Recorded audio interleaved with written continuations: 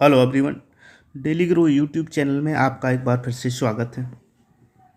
Mission प्रेरणा के अंतर्गत जो 3 हस्त पुस्तिकाएँ टीचरों को आवंटित की गई, साथ ही प्रेरणा लक्ष्य, प्रेरणा तालिका और प्रेरणा सूची जो आवंटित की गई हैं विद्यालयों के लिए, तो उनसे संबंधित जो प्रश्न का संग्रह है और आकलन परीक्षाओं में उनसे संबंधित प्रश्न पूछे जा रहे हैं। जब भी आपके यहाँ कोई निरीक्षण के लिए आता है तो उन्हीं क्वेश्चनों को पुटअप करते हैं। तो इसलिए हमने एक सीरीज शुरू की है जिसमें लगभग सभी प्रश्नों को धीरे धीरे करके शामिल कर रहे हैं, और ये प्रश्न आपकी नॉलेज के हिसाब से भी बहुत ही आवश्यक हैं। तो इसलिए आप इन सभी वीडियो को ज़रूर देख लें। इनकी हमने एक प्लेलिस्ट बनाई हुई है जो कि हमारे इस चैनल पर जाकर के, डेली ग्रो यूट्यूब चैनल पर जाकर के उस प्ले लिस्ट में सभी शामिल किए गए हैं, और ये उसी सीरीज का 9वां वीडियो है। तो देखते हैं इस वीडियो में शुरू करते हैं। तो शुरू करते हैं इस वीडियो को और देखते हैं आज का पहला प्रश्न। तो आज का जो पहला प्रश्न है, प्रार्थना सभा की सुविचारित योजना हो सकती है। तो प्रार्थना सभा की सुविचारित योजना में प्रत्येक दिन संक्षिप्त प्रेरक प्रसंग, स्वास्थ्य चर्चा मौसम के अनुसार, शारीरिक सक्रियता के क्रियाकलाप, तो ये सभी हो सकते हैं, इसलिए इसका सही उत्तर है डी। देखते हैं नेक्स्ट प्रश्न। प्रातःकालीन सभा यानी प्रार्थना सत्र का समय बांटा गया है, कितना रखा गया है? तो ये रखा गया है 32 मिनट और 52 सेकंड के लिए। देखते हैं नेक्स्ट प्रश्न। सांध्यकालीन सभा में होना चाहिए, तो क्या क्या होना चाहिए? सामूहिक व्यायाम, योगासन, गतिविधि, खेल, विषय के अनुसार, कविता, कहानी, बाल गीत, तो ये सभी विकल्प इसके सही हैं। अब चलते हैं नेक्स्ट प्रश्न पर। तो नेक्स्ट प्रश्न है, प्रार्थना सभा में सुलेख प्रतियोगिता, श्रुतलेख प्रतियोगिता तथा रंगोली और मुखौटा निर्माण करने का समय व दिवस निर्धारित किया गया है। तो ये निर्धारित किया गया है सांध्यकालीन सभा शनिवार को। नेक्स्ट प्रश्न है, संवाद कम्युनिकेशन का समय आवंटित किया गया है। तो संवाद के लिए 5 मिनट का समय आवंटित किया गया है। शिक्षण संग्रह में कितने जीवन कौशल दिए गए हैं? तो शिक्षण संग्रह में 10 जीवन कौशल दिए गए हैं। देखते हैं नेक्स्ट प्रश्न। जीवन कौशल क्या है? आखिर जिनकी हम बात कर रहे हैं जीवन कौशल, वो हैं क्या? तो यह है जीवन सुगम बनाने के जो उपाय हैं वो जीवन कौशल कहलाते हैं।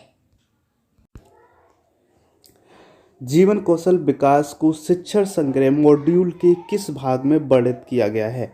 तो इसको वर्णित किया गया है मॉड्यूल भाग 3 में।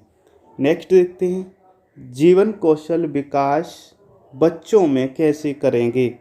तो जीवन कौशल विकास बच्चों में समालोचना एवं सृजनात्मक सोच द्वारा और निर्णय लेना, समस्या समाधान तथा स्व जागरूकता के द्वारा करेंगे। बाल संसद की चर्चा किस मॉड्यूल में की गई है? तो इसका उत्तर है शिक्षण संग्रह। अब देखते बाल संसद का संबंध है, तो बाल संसद है उसका संबंध है बालक बालिकाओं के मंच से। अब देखते बाल संसद का उद्देश्य है नेतृत्व विकास करना, जीवन मूल्यों का विकास करना, व्यक्तित्व का विकास करना। तो ये तीनों सही हैं, अर्थात उपर्युक्त सभी। अब नेक्स्ट प्रश्न है, रचनात्मक आकलन क्या है? सतत एवं व्यापक मूल्यांकन को रचनात्मक आकलन कहते हैं। नेक्स्ट देखते हैं, आकलन के विषय में शिक्षण संग्रह में सतत एवं व्यापक आकलन या रचनात्मक आकलन को और क्या कहा गया है? तो इसमें सीखने के लिए आकलन कहा गया है। नेक्स्ट है, बच्चों के किन पक्षों का आकलन किया जाना चाहिए?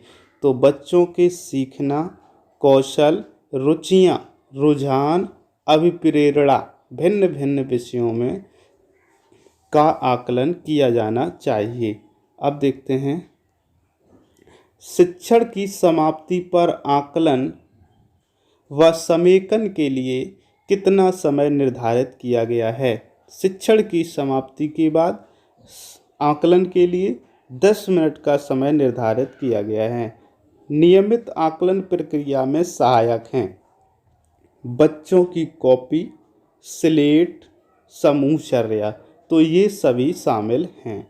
नेक्स्ट है, सतत आकलन मूल्यांकन में बच्चों की प्रगति की तुलना की जाती है उसकी अपनी प्रगति से। अब देखते हैं नेक्स्ट प्रश्न, शिक्षण अधिगम प्रक्रिया का आकलन जरूरी है, प्रक्रिया के उद्देश्य प्राप्ति के स्तर मापने हेतु। नेक्स्ट है, बच्चों के अधिगम के आकलन में सहायक है प्रश्नोत्तरी और पहेली। अधिगम शिक्षण प्रक्रिया संबंधित आकलन का फीडबैक निम्न में से किसके साथ साझा किया जाना चाहिए, तो ये बच्चों के साथ, शिक्षक के साथ, अभिभावक के साथ, अर्थात इसका सही विकल्प है उपर्युक्त सभी के साथ। नेक्स्ट प्रश्न देखते हैं, प्रधानाध्यापक द्वारा प्रत्येक सप्ताह कितने बच्चों की प्रगति की जांच की जाएगी, तो प्रधानाध्यापक द्वारा 10 बच्चों की प्रगति की जांच की जाएगी। प्रधानाध्यापक के संदर्भ में निर्णय लेने और कार्य करने के आधार पर कुछ मुख्य नेतृत्व शैलियां बताई गई हैं। ये शैलियां कितनी हैं? 3 शैलियां हैं। अब देखते हैं, नेतृत्व कहलाता है, प्रश्न है नेतृत्व कहलाता है किसी संस्था के उद्देश्य को पूरा करने के लिए टीम के साथ मिलकर कार्य को कुशलतापूर्वक करना। नेक्स्ट है, शैक्षिक नेतृत्व का गुण है, शैक्षिक नेतृत्व का गुण सभी के विचार सुनना, सम्मान देना, फिर निर्णय लेना, साथ ही शिक्षकों में टीम भावना विकसित करना तथा अपने आचरण से सीखना, अन्य लोगों को स्वयं निर्णय लेने तथा जिम्मेदारी लेने के लिए प्रेरित करना। उपर्युक्त सभी विकल्प ये सही हैं। नेक्स्ट है, शैक्षिक नेतृत्व कैसा होना चाहिए, लोकतांत्रिक या जनतांत्रिक या सहभागी शैली का होना चाहिए। नेक्स्ट देखते हैं, सत्ताधारी नेतृत्व की क्या विशेषता है, नेता स्वयं निर्णय लेता है।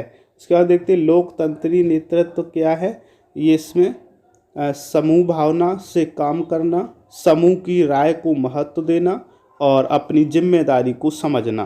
तो ये सभी विकल्प सही हैं। नेक्स्ट है, स्वतंत्र शैली नेतृत्व क्या है, नेता का समूह पर न्यूनतम नियंत्रण स्वतंत्र शैली नेतृत्व कहलाता है। अब देखते हैं आज का अंतिम प्रश्न। तो आज का जो अंतिम प्रश्न है वो है, निरंकुश नेतृत्व का सबसे बड़ा दोष क्या है। तो निरंकुश नेतृत्व का सबसे बड़ा दोष है समूह के सदस्यों द्वारा अधीनता अनुभव करना।